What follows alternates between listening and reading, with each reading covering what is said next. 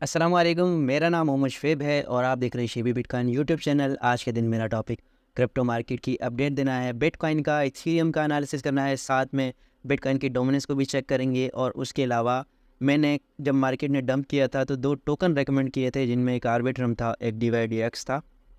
उसकी परफॉर्मेंस को भी चेक करेंगे कि वो जो है कहाँ पर गए। तो सबसे पहले यहाँ पर जो है डेली के टाइम फ्रेम में मेरे पास BTC का चार्ट ओपन है। और अगर आपने मेरी वीडियो देखी थी पिछली दो वीडियोस में, मैं आपसे क्या कहता आ रहा हूँ, आप जो है यहाँ पर, ये मेरा जो है चैनल है। और अगर आप मेरी करंट वीडियो देख रहे हैं तो आप मेरे चैनल पर जा सकते हैं। यहाँ पर ये जो दो वीडियोस हैं इनमें मैंने आपको बताया है कि यहाँ पर जो है मार्केट मुझे कंसोलिडेशन के बाद ऊपर जाती हुई नज़र आ रही है।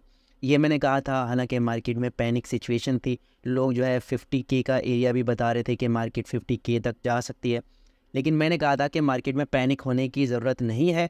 और यहाँ पर ये वाली लाइन जो है मैंने ड्रा की थी कि यहाँ से मार्केट कंसोलिडेशन करेगी और उसके बाद ब्रेकआउट पर जो है डिपेंड करता है कि मार्केट ने किस तरफ जाना है। और यहाँ पर जब मार्केट ये बड़ी सी रेड कैंडल बना रही थी और मार्केट में फेयर था, उस वक्त मैंने आपसे कहा था कि यहाँ पर मुझे मार्केट मज़ीद डंप होती नज़र नहीं आ रही। ठीक है, तो यहाँ पर जो है अब इस ड्राइंग को हम रिमूव कर देते हैं और देखते हैं कि नेक्स्ट हमारे पास BTC किस तरह से परफॉर्म कर सकता है। ठीक है, तो यहाँ पर जो है बिटकॉइन ने इस जगह को अच्छा खासा होल्ड किया है। डेली के टाइम फ्रेम में मैंने आपसे कहा था कि अगर बिटकॉइन बैरिश होता है तो इस एरिया से नीचे हमें डेली क्लोजिंग चाहिए। वो क्लोजिंग तो ना हो सकी, अलबत्ता बिटकॉइन ने जो है अच्छा खासा पंप लिया है एक अपसाइड पर, जो है पहले उस डंप को जो है रिकवर किया और उसके बाद एक लोअर हाई के बाद नेक्स्ट हायर हाई बना दिया है। और 4 आवर के टाइम फ्रेम में मैंने आपसे शेयर किया था कि बिटकॉइन जो है यहाँ पर लोअर लो और लोअर हाइज बना रहा है, ये एक बैरिश ट्रेंड है। और अगर मैंने कहा था ये वाला लोअर हाई ब्रेक हो जाता है तो फिर हमारे पास एक बुलिश ट्रेंड स्टार्ट हो जाएगा। और यहाँ पर जो है अब हमारे पास ब्रेक ऑफ स्ट्रक्चर हो चुका है। अब यहाँ पर बिटकॉइन एक लोअर हाई क्रिएट कर सकता है। वो लोअर हाई ये एरिया भी हो सकता है 68,000 का, 68,500 का एरिया अच्छी सपोर्ट है। यहाँ पर आकर भी बिटकॉइन जो है एक नया हाई बना सकता है। और अगर मज़ीद नीचे आता है तो फिर इस एरिया में दोबारा से अपनी कोई भी रैंडम सपोर्ट, जैसे 67,000 की सपोर्ट और यहाँ पर ये वाली सपोर्ट 65,000 की, किसी भी एरिया में आकर यहाँ से बाउंस ले सकता है। फिलहाल बिटकॉइन बुलिश स्ट्रक्चर में जो है इंटर हो गया है। ठीक है, और RSI को देखें तो यहाँ पर जो है RSI हमें नज़र आ रही है 15, 1 आवर, 4 आवर और वीकली चार्ट में ओवरबॉट की कंडीशन में नज़र आ रही है। तो इसका मतलब ये है कि यहाँ पर अब जो है देखें, जैसे ही ये ग्रीन हुआ ना पूरा एरिया RSI का, अब यहाँ पर फोमो बिल्ड होगा मार्केट में, लोग धड़ाधड़ बाइंग करना शुरू कर देंगे और उनको लगेगा कि बिटकॉइन जो है अब ऊपर जाने वाला है। हालांकि बाइंग का टाइम होता है ये वाला जब यहाँ पर बिटकॉइन क्रैश कर रहा था, और मैंने आपको रिकमेंड किया था कि यहाँ पर आप बाइंग कर सकते हैं। 4 आवर के टाइम फ्रेम में बिटकॉइन की RSI बिलो 30 ओवरसोल्ड थी, तो यहाँ पर आपको बाइंग कर लेनी चाहिए थी। बहरहाल अब देखते हैं मजीद बिटकॉइन किस तरह से मूव करता है। यहाँ पर एक लोअर हाई इसका फॉर्म होगा, वो कहाँ पर होता है ये भी मैटर करता है मार्केट की कंडीशन के लिए। फिलहाल तो ये वाली जो एक 68,000 का एरिया था, जहाँ पर बार बार 4 आवर के टाइम फ्रेम में आपको बिटकॉइन या तो रिजेक्ट होता है या फिर होल्ड होता नज़र आ रहा है। यहाँ पर बिटकॉइन एक लोअर हाई क्रिएट कर सकता है और उसके बाद प्राइस मजीद ऊपर जा सकती है और एक नया ऑल टाइम हाई लग सकता है। यहाँ पर ये वाली रेंज भी एज अ रेजिस्टेंस काम करेगी। ठीक है, ये BTC का एनालिसिस था। और उसके अलावा यहाँ पर बिटकॉइन लिक्विडेशंस की बात कर लेते हैं। तो यहाँ पर बिटकॉइन लिक्विडेशन ऊपर की तरफ जो है अब बिल्कुल ख़त्म हो गई हैं और नीचे की तरफ बढ़ना शुरू हो गई हैं, यानी कि लॉन्ग लेना शुरू कर दिया है लोगों ने। और अब जो है लोग मार्केट में बुलिश हैं।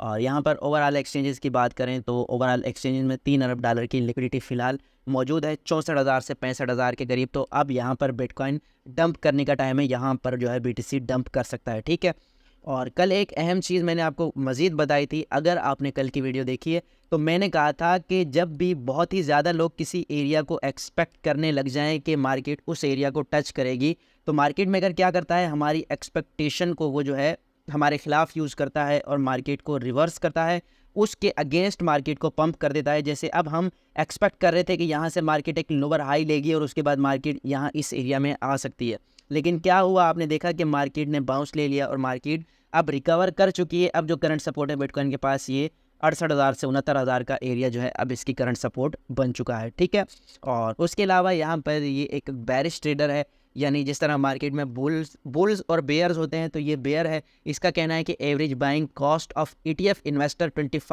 52 टू 54 के, यानी कि इसका कहना है कि ETF की जो बाइंग एक कॉस्ट है वो 52,000 से 54,000 की। रिटेल जो है वो अर्ट्स बाय कर रहे थे और पुल बैक भी कोई नहीं आया, Fed cuts coming in June, smart money shorting with billions. यानी इसका कहना है कि फ़िलहाल जो है मार्केट में इस तरह की चीज़ें हो रही हैं कि मार्केट एक स्ट्रॉन्ग बैरिश सेंटीमेंट दिखा रही है इसके अकॉर्डिंग। तो ये शुरू से बिटकॉइन में बैरिश है, लेकिन बिटकॉइन अपना नया ऑल टाइम हाई लगा चुका है। हाँ, ये बात इसकी सही है कि फेड कट कर रहा है इंटरेस्ट रेट को जून के महीने में, और अगर ये कट करते हैं तो फिर जो है मार्केट क्या, अमेरिका जो है रिसेशन में जा सकता है, और रिसेशन का जो प्रेशर है वो मार्केट्स पर भी देखने में आता है।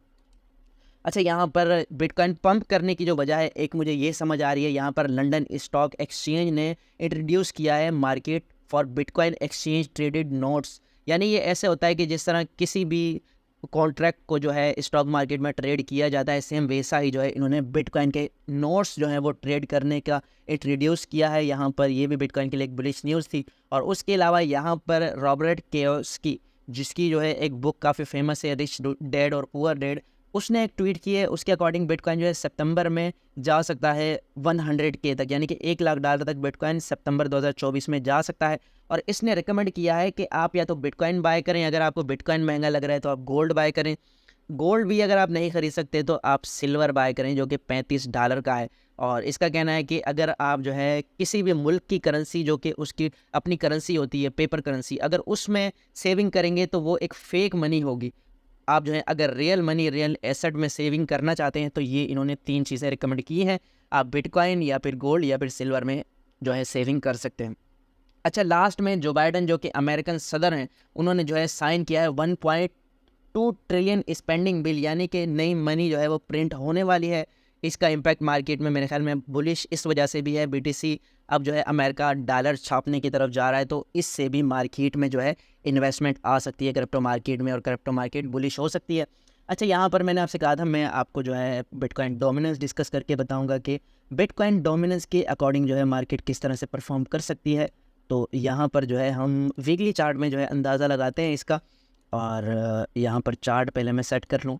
यहाँ चार्ट सेट करने के बाद ये जो मैंने आपसे ये चार्ट शेयर कर रहा हूँ, ये जो आपको नज़र आ रहा है, ये बहुत अरसे का चार्ट है, काफ़ी ज़्यादा दिन पहले, अगर आप रेगुलर मेरी वीडियो देखते हैं तो ये चार्ट मैंने बहुत ज़्यादा दिन पहले ड्रा किया था। और मैंने कहा था कि यहाँ पर जो है हमारे पास स्ट्रॉन्ग एक रेजिस्टेंस है जो बार बार रिजेक्ट करती है। यहाँ पर अभी भी आपको बिटकॉइन की जो डोमिनेंस है वो रेजिस्टेंस पर नज़र आ रही है, और यहाँ पर मुसलसल 4 हफ्तों से बिटकॉइन इसी जगह को रेजिस्ट कर रहा है। तो यहाँ से जब बिटकॉइन रिजेक्ट होगा और इससे जो है नीचे आएगा, बिटकॉइन यहाँ पर अपनी इस सपोर्ट को रिटेस्ट कर रहा होगा, तो आल्ट्स कॉइन हमारे पास अच्छा खासा हमें पंप करते हुए नजर आएंगे। फिलहाल यहाँ पर ये रेजिस्टेंस पर ही है, जब तक ये रेजिस्टेंस पर रहेगा तो फिर हमारे पास जो है अल्ट्स कॉइन हमें ऐसे ही स्लो मूवमेंट दिखाई देगी अल्ट्स कॉइन में।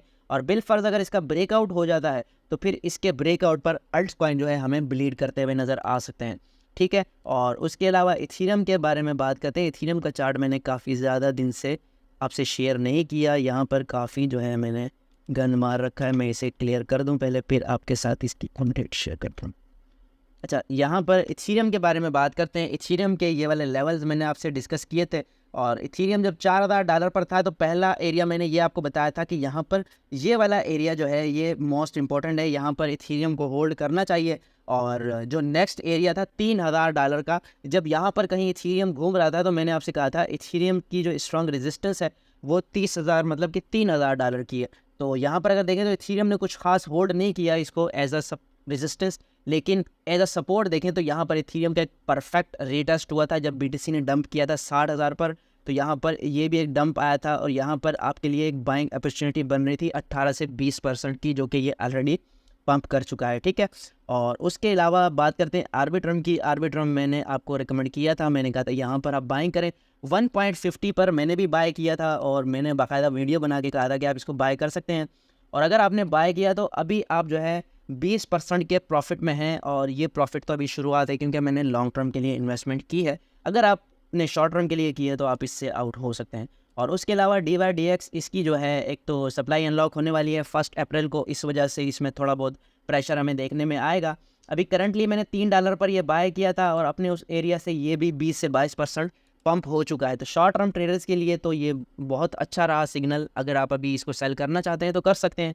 और मैं तो इसको होल्ड करूंगा इसके नेक्स्ट ऑल टाइम हाई तक, और मुझे उम्मीद है क्योंकि ये एक सॉलिड प्रोजेक्ट है तो ये लॉन्ग टर्म के लिए अच्छा रह सकता है।